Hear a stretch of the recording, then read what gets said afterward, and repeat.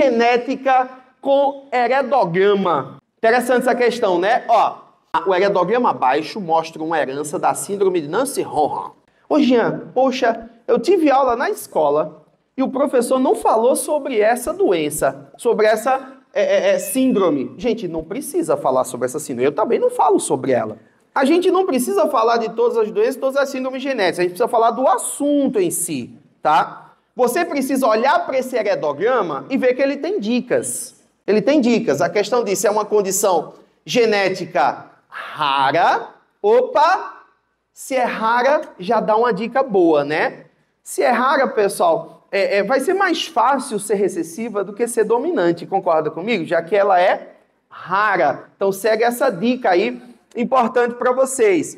Cujas pessoas afetadas têm catarata e uma dentição anormal. Já que é uma síndrome, tá, gente? O termo síndrome a gente aplica para algo que vem com vários problemas, várias manifestações ao mesmo tempo, tá? Então, a questão pergunta assim, né? O padrão de herança mais provável para a referida síndrome. Ó, o mais provável, primeiro passo, o que é que chama a atenção aí, pessoal, nesse heredograma? Só tem homem afetado. Isso é uma dica ótima. Quando a herança é autossômica, geralmente vem meio a meio afetado. Então, se tem, quantos afetados tem aí? 6 afetados. Quando a questão traz uma herança autossômica, geralmente são 3 homens e 3 mulheres, para já te dar a dica de que o sexo não influencia. Não tem nada relacionado ao sexo. Então, eu já elimino a ideia de ser autossômica pela dica do heredograma, ó. Eu tiro o autossômico recessivo e o autossômico dominante. Se fosse uma herança ligada ao Y, porque muita gente poderia pensar, herança ligada ao Y, a gente também chama de herança holandrica. Se fosse uma herança ligada ao Y, para esse homem aqui ter, o que é que tinha que ter acontecido?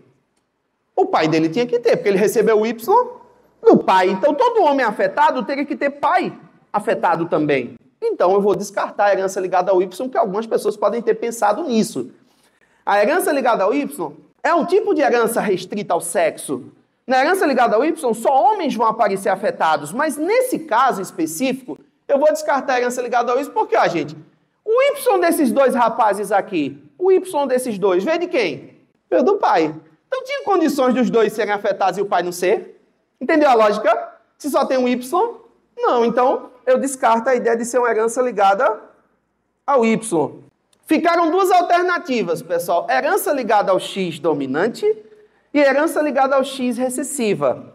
A dica para vocês é, gente, essa herança, se ela fosse dominante, os filhos não seriam afetados e os pais normais. Isso aqui é uma dica para a herança ser recessiva. E lembra também o seguinte, quando a herança é recessiva ligada ao X, tem mais homens afetados do que mulheres na população. Quando a herança for dominante ligada ao X, vai ter mais mulheres afetadas do que homens afetados na população. Beleza? Então, nesse caso, pessoal, resposta certa... Ó, essa questão não teve cálculo nenhum. É só a interpretação do heredograma. Isso tem muita chance de cair em vestibular, principalmente na prova do Enem. O Enem, na parte de genética, pessoal, não tem assim uma tradição de pedir muito cálculo. Cai cálculo? Pode cair. Mas a maioria das questões genéticas é mais de teoria, tá? Uma questão muito boa, bem elaborada. Vamos para a próxima. Letra C, tá?